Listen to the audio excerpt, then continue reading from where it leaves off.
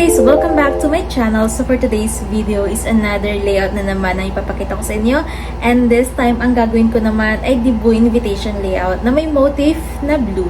So gusto ko muna mag-thank you kay ma'am. So hindi ko alam kung anong address or taga saan si ma'am dahil wala doon sa layout na ginawa ko. Pero gusto ko pa rin mag-thank you sa kanila dahil nagtiwala sila sa akin at ako ang gumawa ng kanilang invitation layout. So again, thank you so much. So itong debut invitation na may motif na blue ay nagawa ko na before. So, yun din yung nagustuhan ni ma'am. Kaya, yun din yung gagamitin ko na layout. So, of course, iibahin ko lang yung mga details and yung mga names. And yun na din yung ibibigay ko sa kanila. So, sobrang dali ko lang na ginawa ito dahil, of course, yung names and details lang yung pinalitan ko.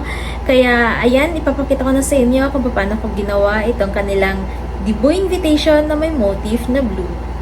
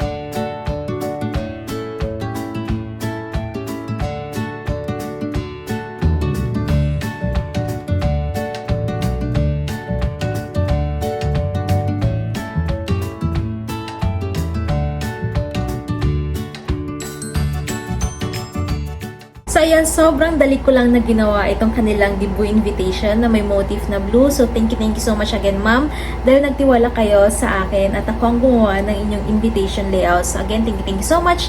And kayo naman na nanonood, so kung gusto ninyo ng ganitong motif para sa inyong debut invitation, pwede ninyo na i-purchase ito sa akin. Mag-message lang kayo sa aking email, nandyan sa description box, or pwede din sa aking Facebook page na Inspired by Cassy. So again, thank you so much for watching, and kung may mga request and suggestion pa kayo, mag-comment lang kayo dyan sa baba at gagawa natin yan ng video. Again, thank you so much for watching, and see you sa aking next video. Don't forget to like and subscribe. Bye!